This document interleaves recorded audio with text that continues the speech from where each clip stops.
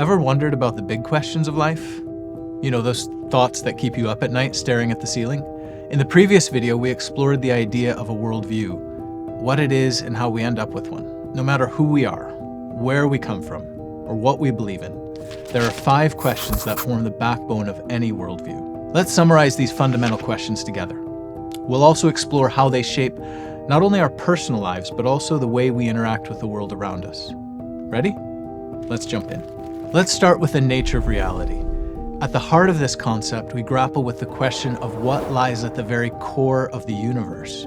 Is it blind forces and chance, a cosmic roll of the dice that has brought forth all we know and see? Or is it guided by a rational entity, a creator who meticulously fashioned the cosmos? Next, we face the existential question, why does something exist rather than nothing? This question pushes us to the boundaries of our understanding and forces us to reconsider our place in the grand scheme of things. If we think of our existence as a story, this question asks us why there's a story in the first place and why we are characters in it.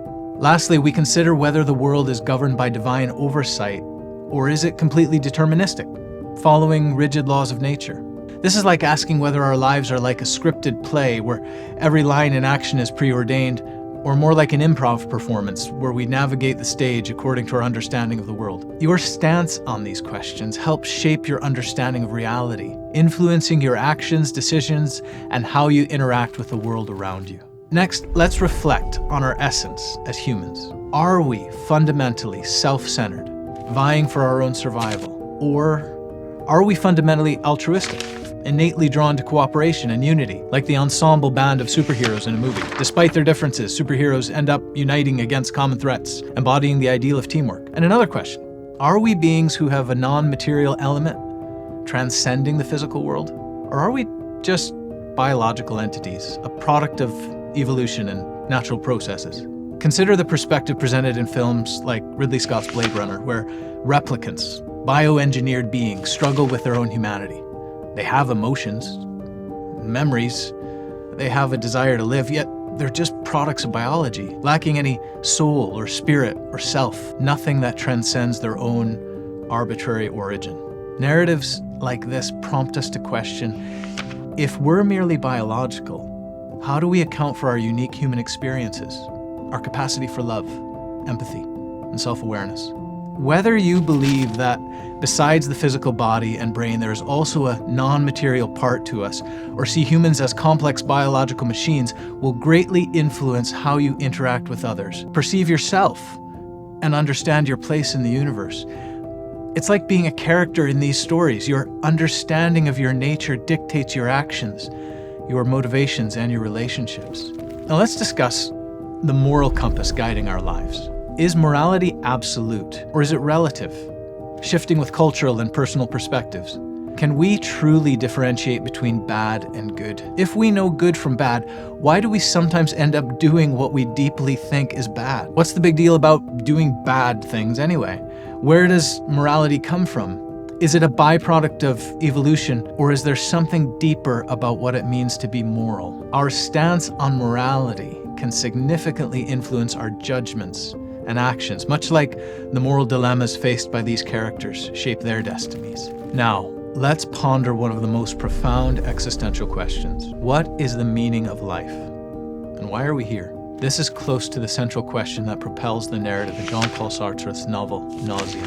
The protagonist, Antoine Roquentin, grapples with a profound personal crisis as he struggles to find any definitive purpose or meaning in life. Are we here for a specific purpose, fitting into a grand narrative written by the creator of the universe himself?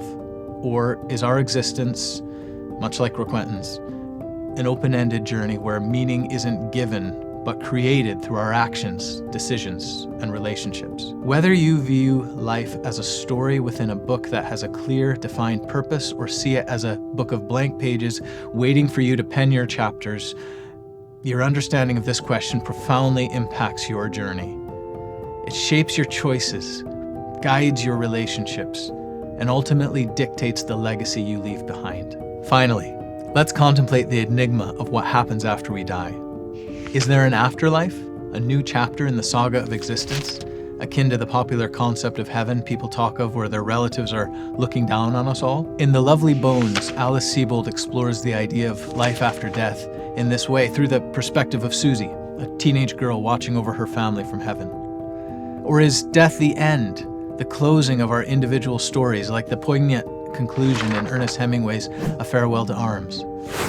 Here, Hemingway presents death as an inevitable, final part of life, leaving no room for further continuation. Our beliefs about this question deeply influence how we live our lives, confront death, and the legacy we strive to leave, much like the characters in these narratives. Each of these questions forms a chapter in the book of your worldview. How you answer them will change the way you shape the world you inhabit, the society your actions end up creating, and the legacy you leave for future generations.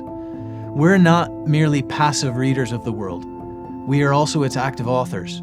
Our responses to these questions matter. They shape our personal narratives and contribute to our collective history. So let's not just skim through these questions. Let's dig into them, debate them, and enrich our perspectives.